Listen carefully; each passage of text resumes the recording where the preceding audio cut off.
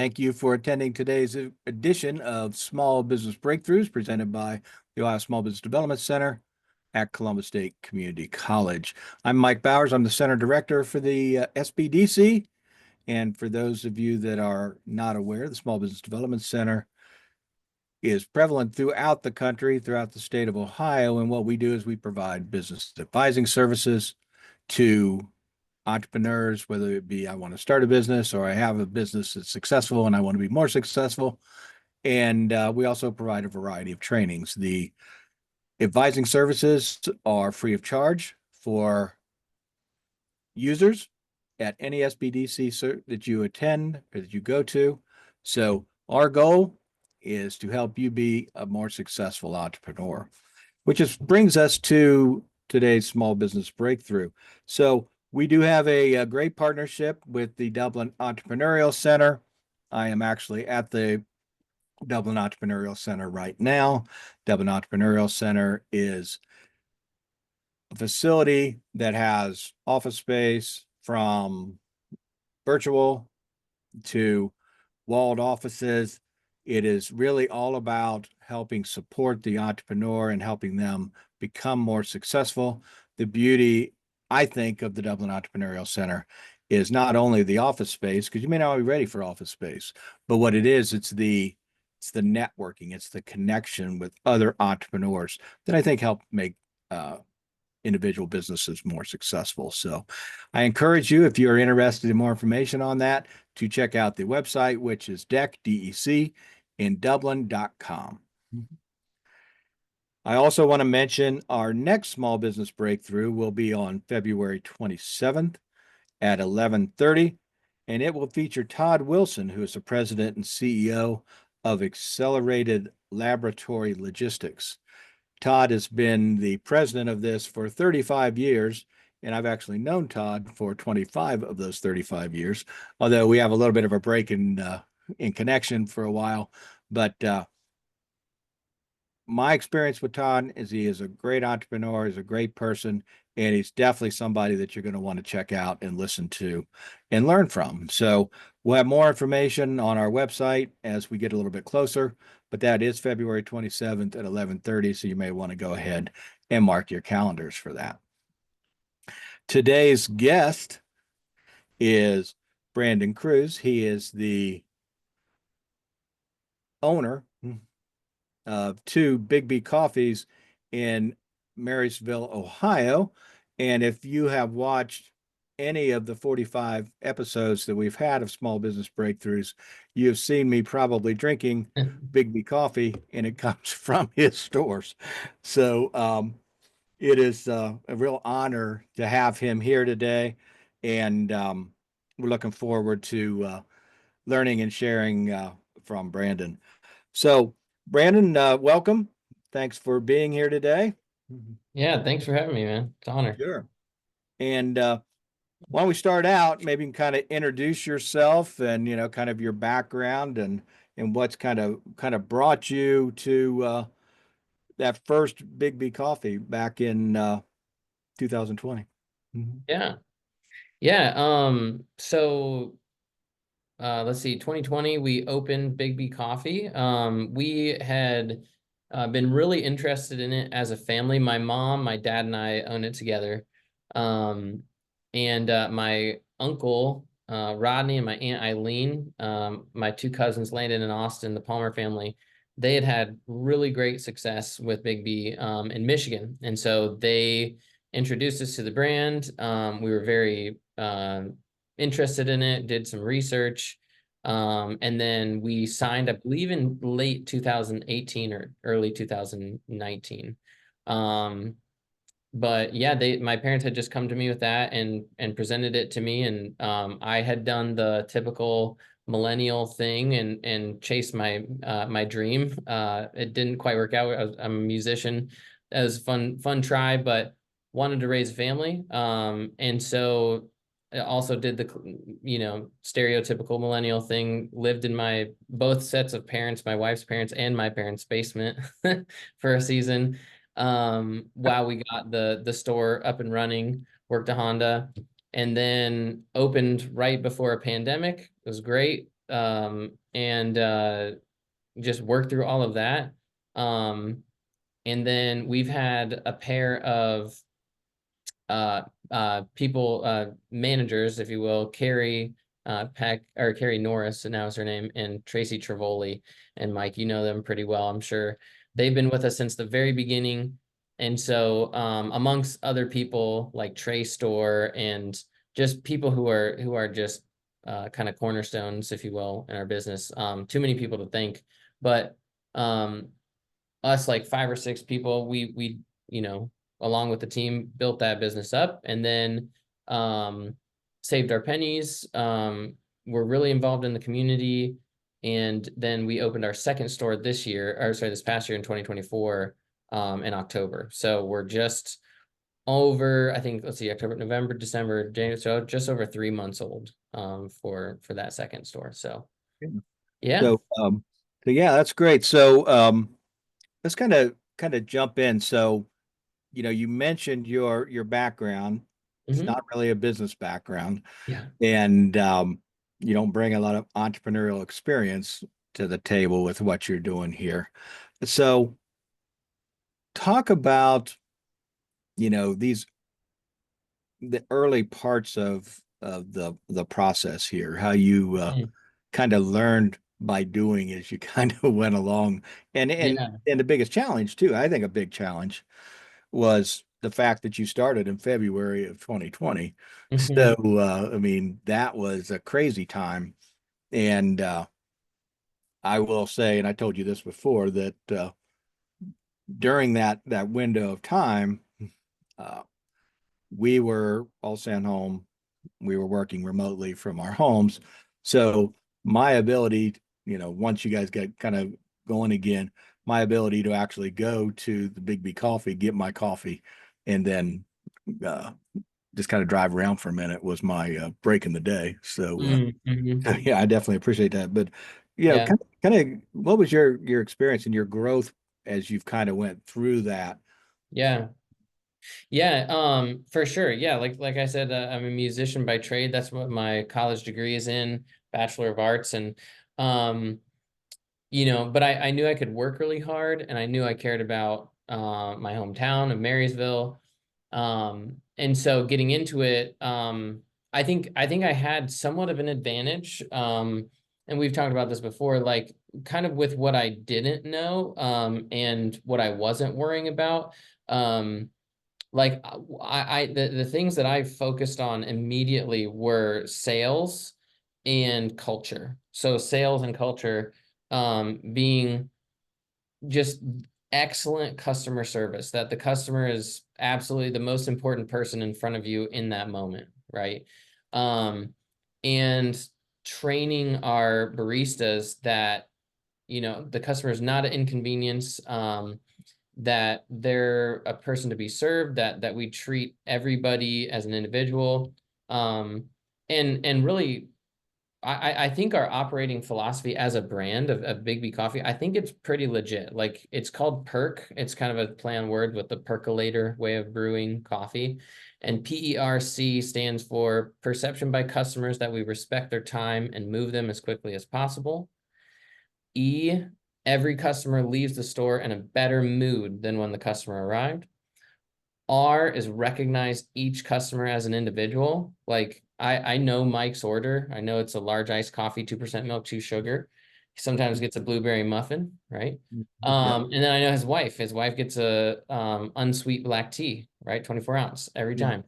Um, Mhm. and I think your son doesn't even like coffee, right? Right. He doesn't really get it, but he'll pick it up for you guys, right? Yeah.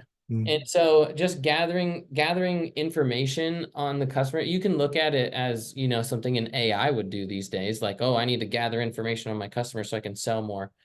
But it's also the customer service is that feeling of importance that you give people that's really genuine, and that you care about them, that they're more than just a name or a number or a drink, and just keeping up to date on people, and just really being present with them, and really caring. And so, there's a lot of joy to be had in that too. There's a lot of joy in getting to know people. We're social creatures, right?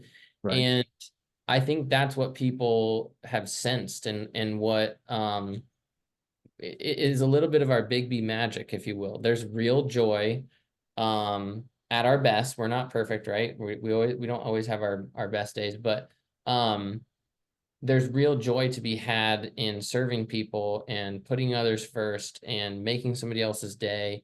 And that's extremely fulfilling for people. And so once that idea kind of caught on, caught fire a little bit, I think that's what really helped us through the pandemic.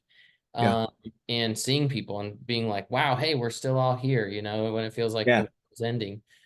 Um, but yeah, so that again, like as far as numbers, as far as the business side of things, I really let my mom handle a lot of that. My dad has been a pastor for 30 years at our church, Marysville Grace. Well, not 30 years there, but 30 years total, over 30 years. And the I focused on sales. My uncle Rodney, who got us into this whole thing, I always quote him saying, net sales cover a multitude of sins. And so I let my mom worry about paying the bills, about saving money, and then I was trying to make as much money as possible uh, at the drive-through window, and make sure that our business was healthy and successful. So Yeah. that was kind of So, like our experience in the grind part, yeah. like get it up, get it running, get it going type phase. So for people that aren't that familiar, so for folks, I think in the Columbus area, Hmm. Bigby's kind of growing. It seems to be growing south. Hmm. My son works at a college in Michigan. He says there's more Bigby's than there are Starbucks Yeah. around. And so for those that aren't really aware of it, kind of talk a little bit about Bigby and maybe yours, because again, this aren't, the go in and sit down Yeah. places. Mhm. Yeah. Yeah. So our two stores are drive-through only.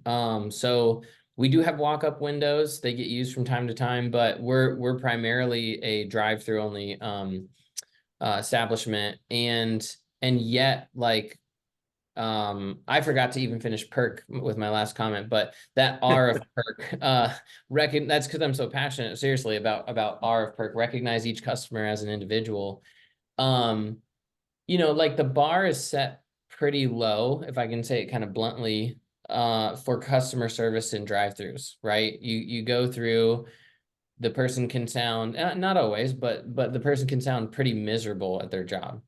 And so when you hear a nice, cheery voice, when yes, they're upselling, but they're also suggesting things that make your drink bigger and better. And at the very least, they're engaged in your order, and paying attention to the details of your order. That speaks volumes.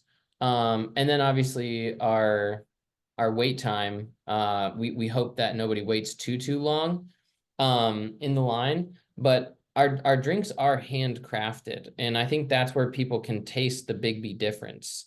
That like each drink that we're making is put together with individual ingredients. Like there's not a whole lot of like concentrates or things that you push a button and the drink comes out. Um, our priority is always to make sure that each order is made just the way that the person likes it, right? And that quality. And that's C of Perk consistently produce a high quality beverage, right? Right. Because coffee Right. is not cheap, unfortunately.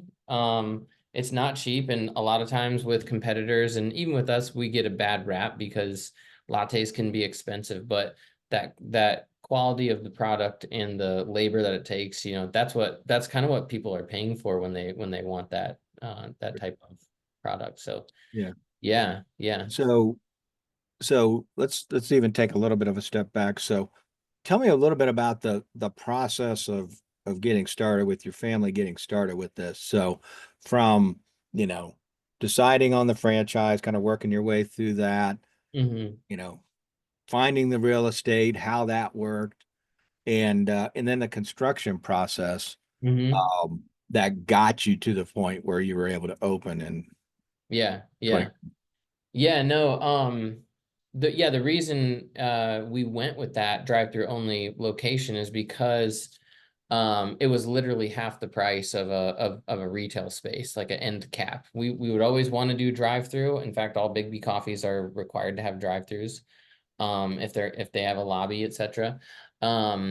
But yeah, it was just a no-brainer as far as the overhead and the smaller footprint of the building, low maintenance. So um the whole process, I mean, so we worked with a company, I got to give these people props. A company called B Cubed Manufacturing. So B Cubed Manufacturing is located in Thunder Bay, Alpena, Michigan. And they were founded by a gentleman named Jeff Konchak, who was actually my boss for my second Biggby job, which we may get into. But essentially, um, B Cubed builds our modular buildings, and then they prefabricate them. They're prefabricated up in Alpena. They ship them down on semi-truck trailers. They crane them off. They set them. They place them. And believe it or not, they are rated for F5 tornadoes. So Wow. so they're a very nice, high quality building. Um, even though it is the size and maybe the shape somewhat of a trailer. But they installed it. Keith Segner Construction helped with the footings, the pilings, etc. And then yeah, we've just kind of kept it up ourselves. We have a contract with Meyer. We're located in a Meyer parking lot, but it was not easy. There was definitely red tape. It was pretty typical, I think, but not anything too crazy. And then it was a matter of waiting for a business or our building to be prefabricated and completed, and then have them ship it down once everything was ready on the job site, as far as like construction goes there. So yeah, they all did a great job. And yeah, it was just a matter of thinking of like low overhead cost for that first, and a good location in that Meyer parking lot on a main thoroughfare. And then our second building is like a bigger and better version, if you will, of that first one. So it has a walk-in refrigerator and freezer, office space. It's much larger, it's about double the size. And then that's located on Route 31 in Marysville. So it's right across also from a massive neighborhood here in town. So we felt like it would be a good location that way. So Yeah, absolutely. So, what were some of the differences between kind of that first one, getting the real estate, getting it up, getting built, and different things like that, mhm. to the second one? Say that once. So what's the question one more time? So, what were some of the differences in Differences. terms of going from the first one to the second one? Oh man, I'm trying to think. I think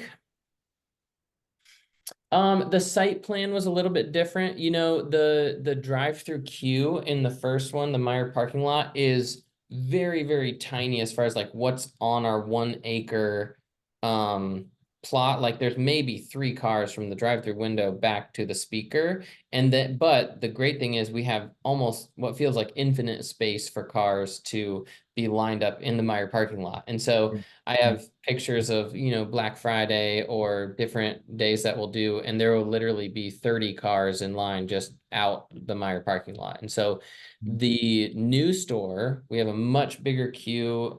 We have the ability, I think, to fit 30 cars total, but that's all the way around the building and out into the main drive there. But Yeah, not like the main difference would just be um I guess we can, if we're talking really about like business stuff and money and numbers, it was much more expensive to do the second store. As far as like function and operations, it's very similar. But yeah, on the number side of things, we purchased the land this time, which we felt was a good business move, yeah, to have that asset. And then the hope is that if we ever sell, we can lease the building and we can lease the land to the new owners. Hopefully that's not for some time. And then what else was I gonna say? But yeah, I think that's it was definitely more expensive, obviously bigger building, but totally worth it. Like it's been we knew how to set it up, that experience is very helpful. But yeah, those are some of the differences for you. Yeah. And I don't think a lot of people realize when they think about McDonald's. Mm-hmm. I mean, McDonald's is a real estate company. They have the restaurants, but I mean, it's because they own all the real estate. That Mm-hmm. is really their thing. Yep. So, the thought to actually try to buy the property, and you're right. I mean, that's a growing area. I mean, Marysville's a tremendously fast growing area, Mm-hmm. but you know, from where you've decided to position that has been makes a lot of sense. Mhm. Yeah. Yeah. So, that's cool. So, you kind of talked a little bit about this, but again, it always fascinates me with people's background, again, with your being, musician, your, degree, in that and things of that nature, this the kind of the growing into the entrepreneurial experience. Mm-hmm. You when we talked, I think you said something about you kind of thought you might be a little bit of a fraudulent business person or something like Yeah. that. I definitely have some imposter syndrome for sure. Yeah. Sure. Mhm. Yeah. So Yeah. what's your experience in kind of dealing with the nuts and bolts businessy stuff? Mm-hmm. Mm-hmm.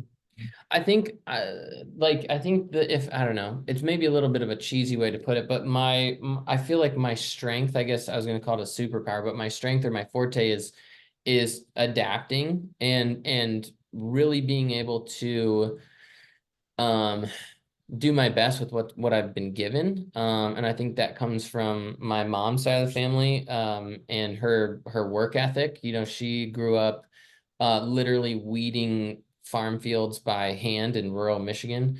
And my dad, he's always had a very, very creative personality as well. And so that helps with adaptability. But we've had some good success. And I guess how we got there was um being adaptable and growing because there's lots to learn. Like you said, musician by trade, feel like a little bit of an imposter syndrome, but I knew if I could hit sales goals, if I could market really well, um, and I put the work in with our people to perform, I believed in the brand. And, that's the beauty of being a franchisee in owning a brand that's not yours is they've kind of paved the way, right?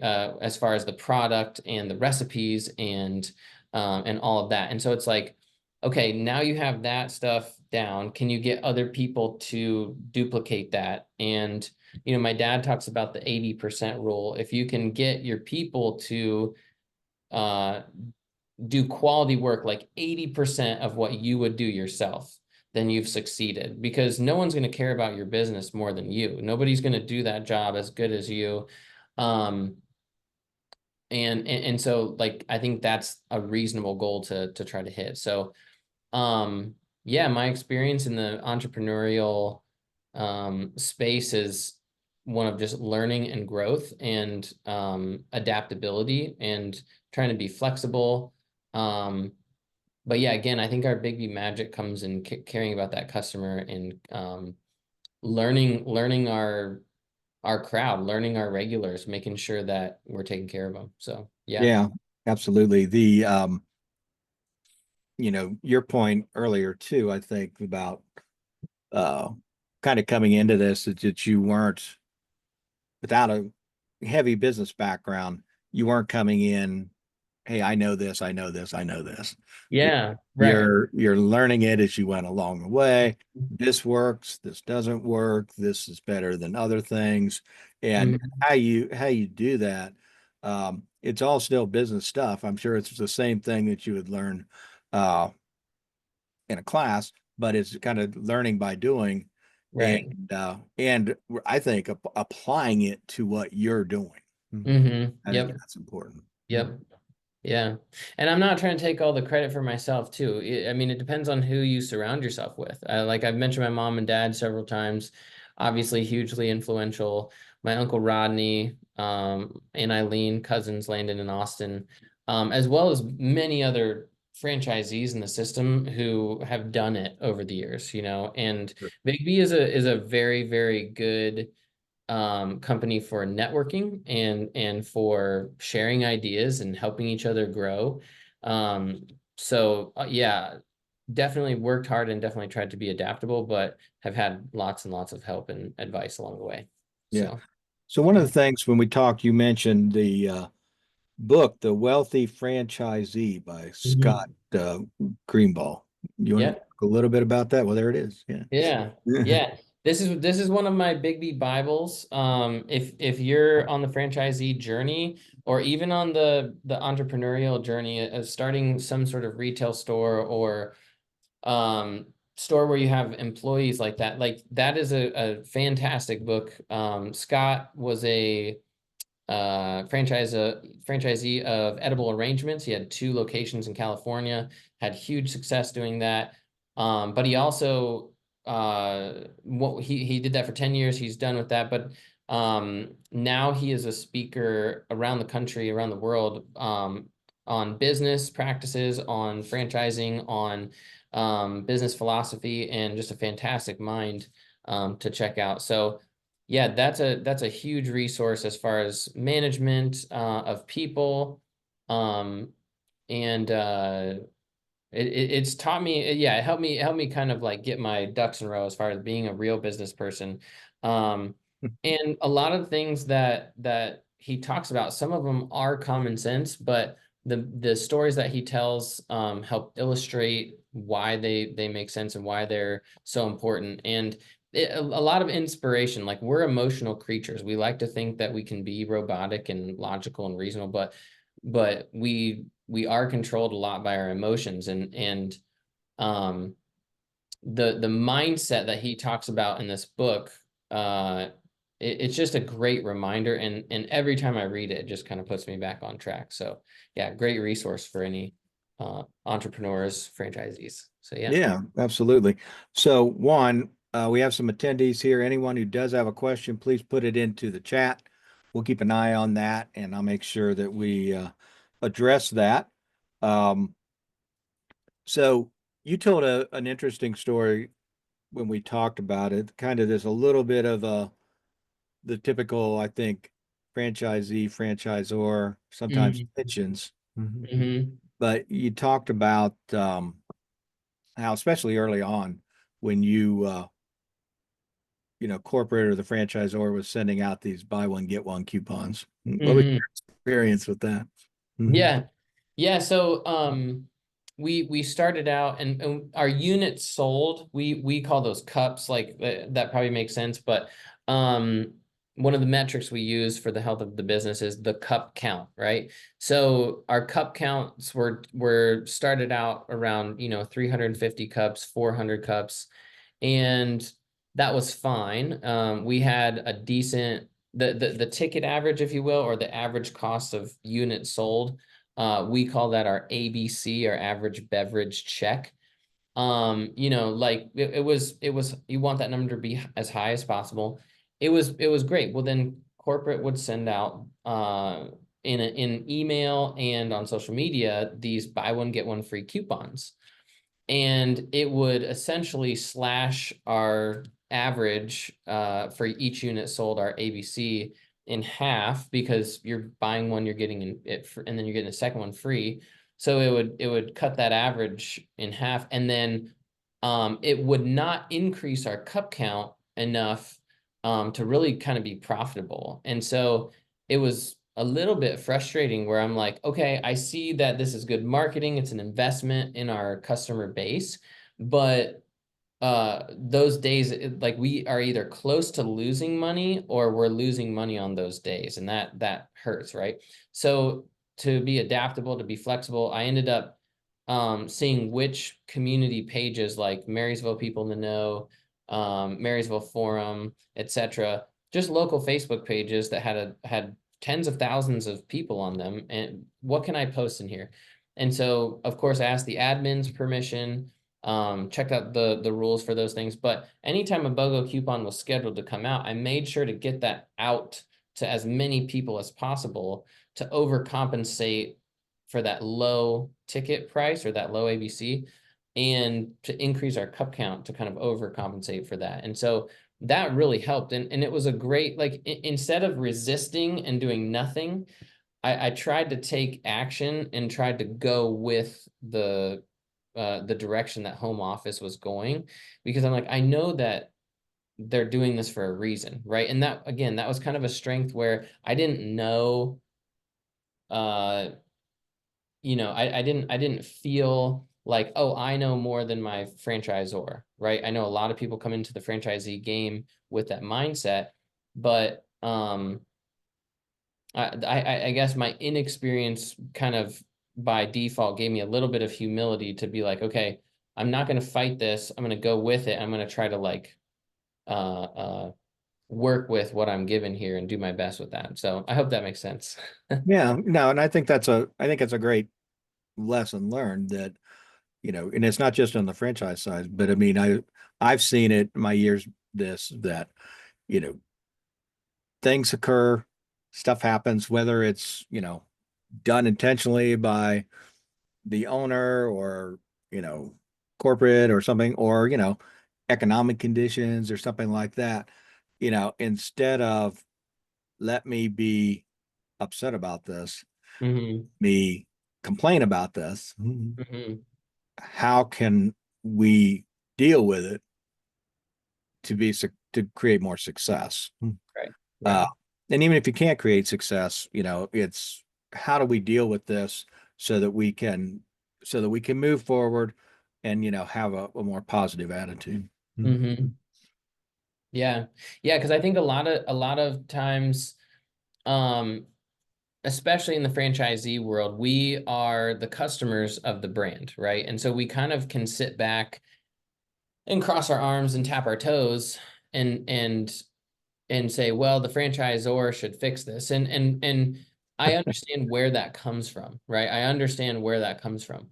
But um again, I think it kind of helped that I was inexperienced. And at that point of time, like I mentioned earlier, we were kind of in the grind, like survive type phase. And so Right. that kind of made us willing to put in that extra work and willing to be flexible. Because, once you get comfortable with something, or once you get comfortable with a way of being, it's really hard to be flexible and break out of what you're used to. Like, we don't like change as human beings, right?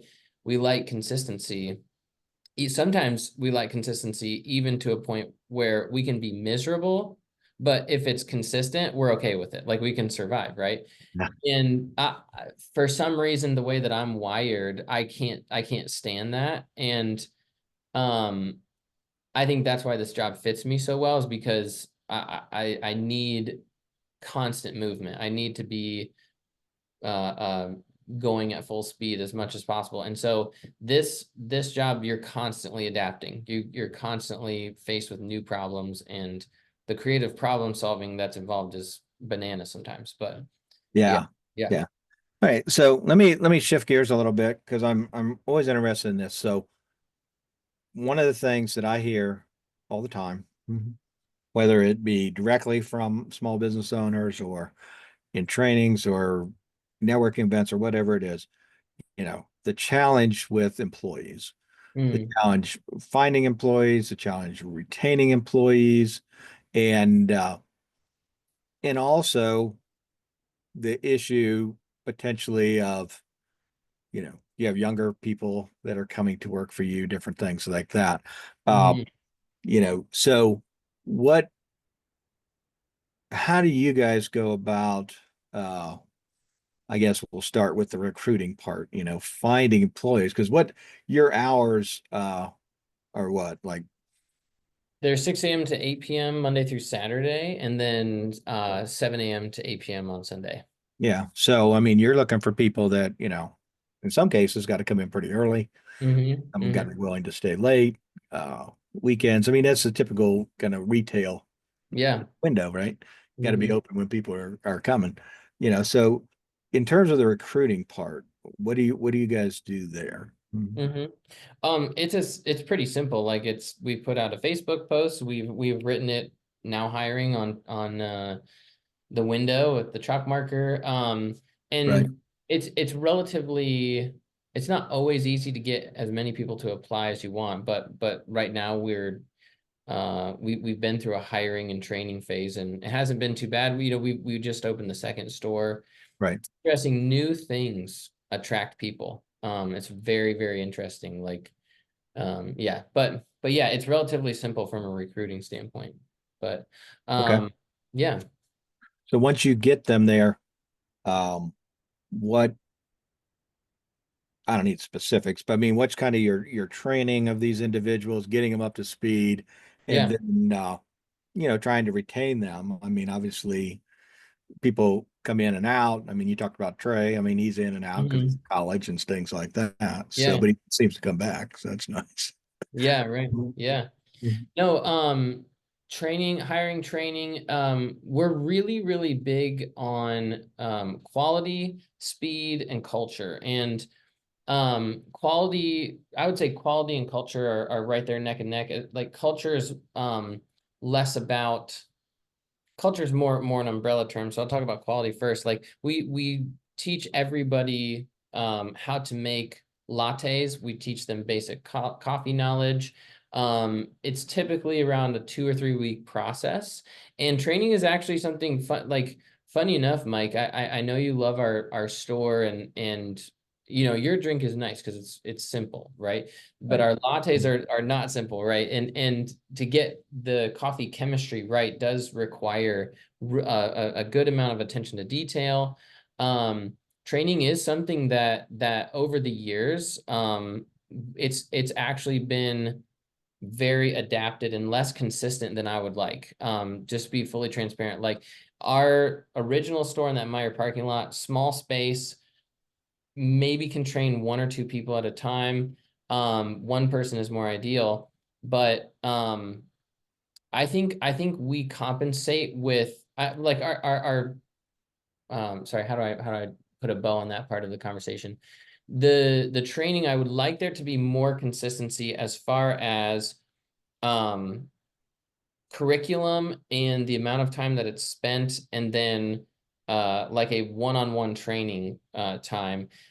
It's a little bit difficult to describe, but the environment is so fast paced, it's so intense, that it makes it. You're wearing a headset for the first time. You're hearing people talking in your ear constantly. You've got grinders going. You've got steam wands going off. I'm breaking a sweat just thinking about it. But the cool thing is when people get it, they really get it. When people adapt to it and they get it, they really get it. And that's not to say that there are lots of people who don't get it. Sometimes it takes a little bit longer. But once again, I think we compensate for some of that stuff with our adaptability and our flexibility, as well as our culture. Like when people um this is not culture just to the customer, but culture in the workplace, right?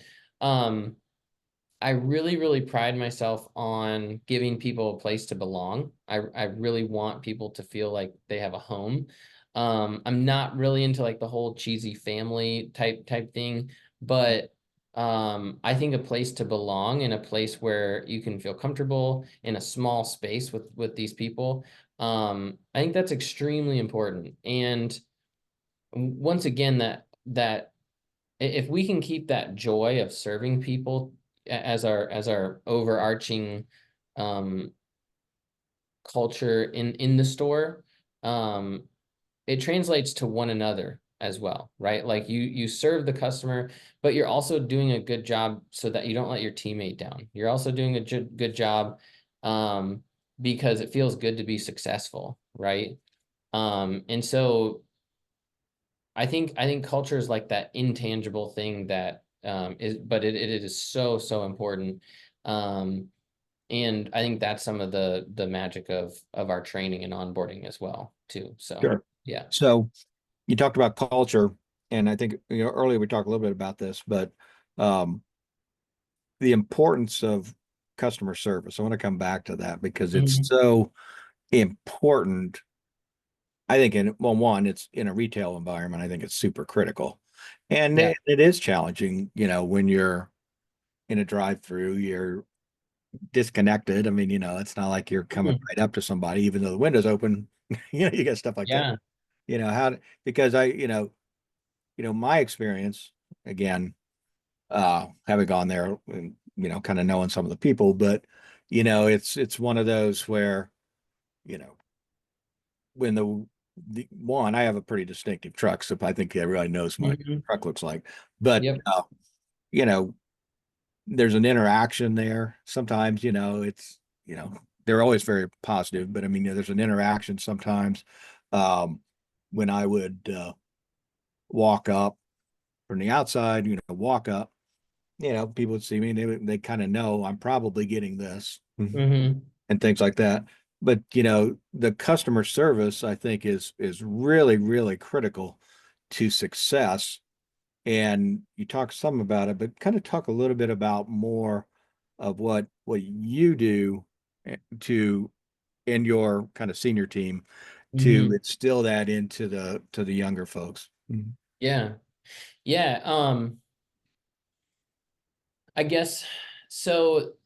I mean, it was actually easier when I was more in the store, funny enough, to set that culture because culture being so difficult to kind of like, I don't know, maybe somebody can uh help me out with this someday, but I always feel like culture is very kind of amorphous, kind of I don't know. It's really hard for me to nail it down, but I know for sure that I can do it. I don't know why, but there's almost like this gut instinct level. And I don't mean to be too highfalutin with all of this stuff, but setting the tone, setting the example, and being engaged in your business, I think are really practical, tangible things that people can do. Um, a lot of times, if you are the entrepreneur and you have a system below you, if you will, in the hierarchy and people are doing things for you, it's really easy to kind of like enjoy that and kick back and maybe not be as engaged. And I don't mean micromanagement either. Engaging looks like being with your people. I still work on the line, especially at the new store, to try to set that example. Um, and just being up to date on things that are happening in your store, right? And um, regularly meeting with the managers and assistant managers and shift leaders too. Um, when I transitioned from one store to two stores, um, it was it was pretty tough. Like leaving that first store, I could have done a better job, to be honest. Like I'm a little bit of an open book, so I apologize. But like I could have communicated a lot more with that first store, and just stayed present. And so now what I'm trying to do is regularly meet with each shift leader, right? It's a little bit difficult to meet with close to 50 people, even on a monthly basis, right? But if I can meet with the key leaders and stay present and encourage them, um, that's really, really important. And just to stay completely engaged in your business. And as you scale, like if I'm thinking of other, the whole spectrum of entrepreneur here, like scaling, coaching your leaders in that presentness, right? Like making sure that your leaders are having touch points throughout the week with shift leaders or the people who are under them, because that has to be multiplied down through the hierarchy, if you will. So yeah. Yeah, that's interesting. 'Cause I haven't really thought about that, but you know, that that kind of that cascading down, Hmm. so you've got to be able to one, it's great. You can get in there and touch everybody. That's awesome. But, you've got to be able to communicate and get it down to the system managers who need to get Hmm. it down to the shift leaders. Hmm. And that's that I think is really interesting. And that to your point, I mean, that would be a challenge, especially as you start to grow. Hmm. Yep. Yeah, it is. You get more and more spread thin, and um I think even just for me individually too, like I worked so much in the store, um the first like 3 to 4 years that it was a Right. big change once I pulled completely out of there. And if I had to do it over again, I really kind of did it cold turkey, and I could have made the transition much more smooth. And so yeah, learn from my mistakes, right? Like no matter how busy we get, we have to stay current and present with our leaders. We have to stay up to date on the things that are happening on the ground floor in our businesses. And that, again, that doesn't mean micromanaging or spreading yourself even more thin and all that. You can train your leaders and have them give good reports, and then take 1 hour of your month and get to the ground floor, do a quick quality check, whatever you need to do. Because I know not everybody is running coffee shops, right? But whatever that looks like for you, you know, that again, and this is it's interesting talking about this too, Mike, because this is all super new to me, but it's cool to kind of share this experience Yeah. with you and with other entrepreneurs going through the same Sure. thing. So yeah. Absolutely. Appreciate it. Um, so we're going to kind of start to wrap up here. But I do want to talk about, you know, for you, for the entrepreneur, the owner. I know your folks are involved, but I mean you're on the ground every day.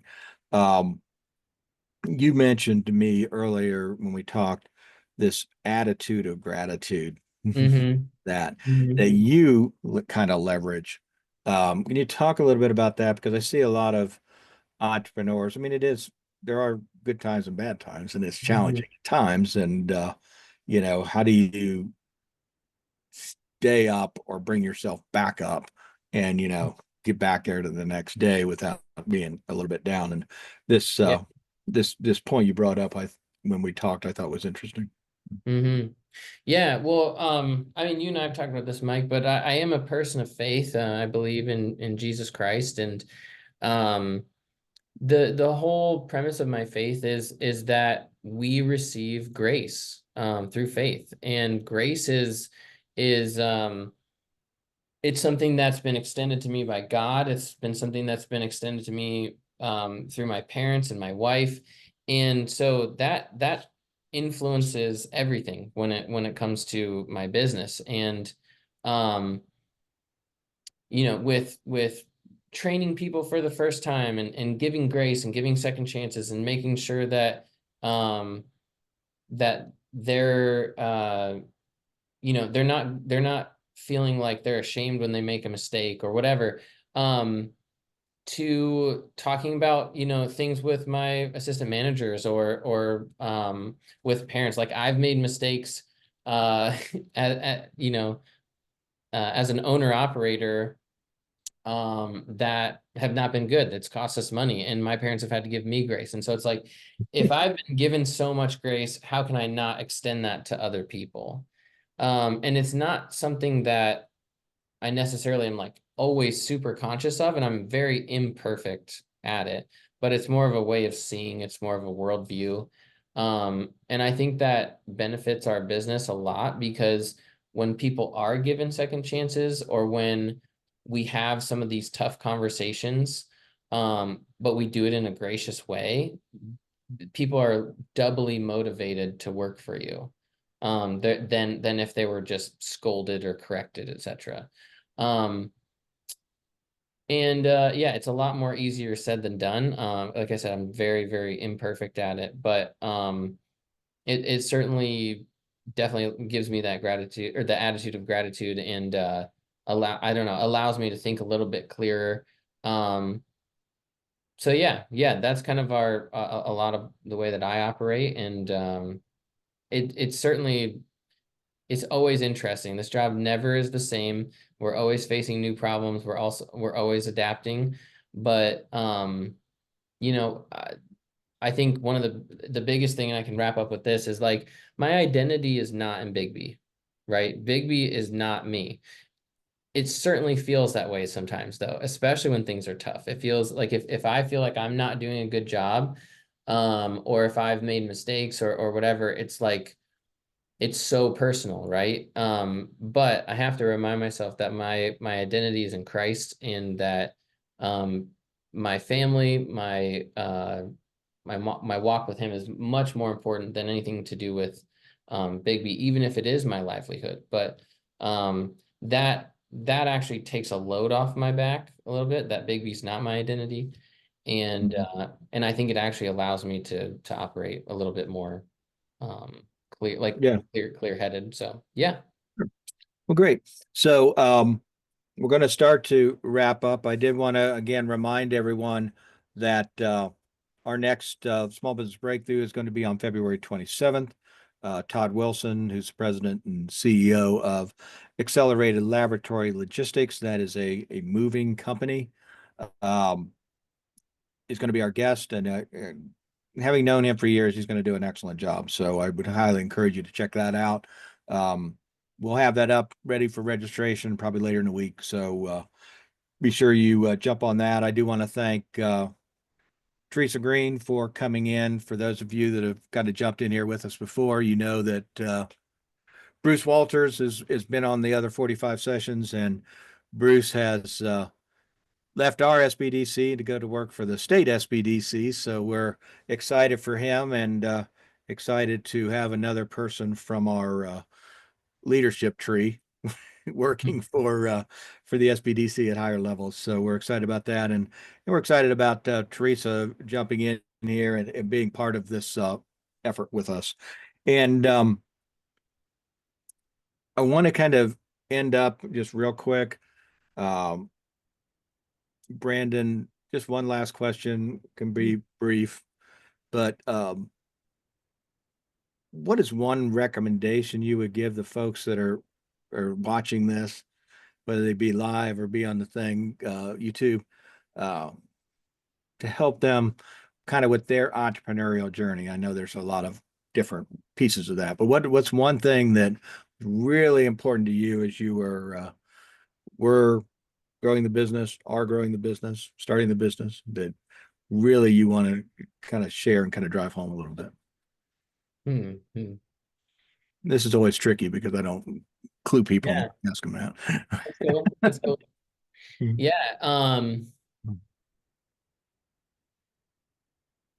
I think we get into as entrepreneurs, we get into these things because we're excited about it. And there's a I think I'm definitely not the one who came up with this.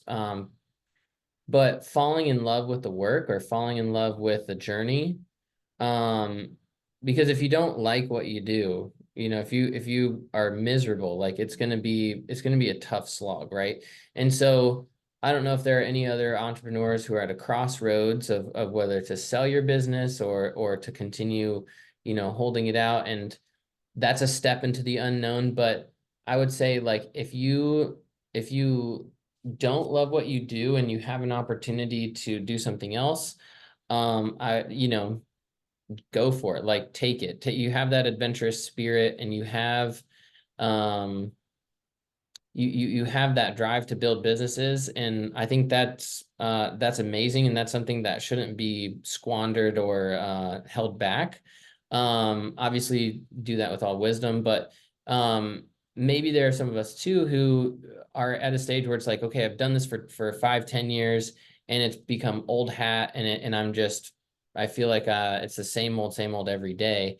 And maybe just a reminder of what got you excited to start in the first place, and maybe a little extra effort to try to fall back in love with the work that you're doing, or have done, and maybe that will lead to like bigger and better things, or honing in on what is optimal for your business too. So yeah. Yeah, great. That's great, and I appreciate it.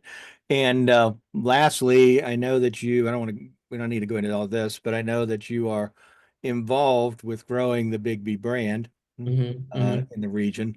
If somebody's interested in maybe reaching out to you to kind of talk about Biggby or something like that, where can they reach you? Yeah.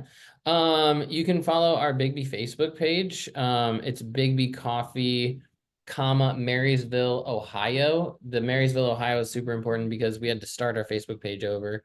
But you can follow our stores there. And then we are also on Instagram, biggbycoffee.marysville, Ohio. And then I'm happy to give out my email address. This is life-giving conversation to me. I love talking about this stuff. My email is the letter B, cruise, as in cruise ship, at biggby.com. BCRUISE at biggby.com, BIGGBY.com. And yeah, I love networking. I love chatting with other entrepreneurs. Happy to chat, and like I said, it gives me lots of joy. It gives me lots of excitement, inspiration in life. And so anybody who wants to reach out, feel free. You're not bothering me at all. So yeah. Great.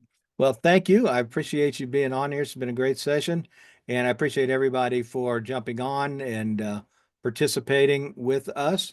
And I look forward to seeing everyone as we move forward with our small business breakthroughs. Thank you all, and have a great day. Thanks. See ya.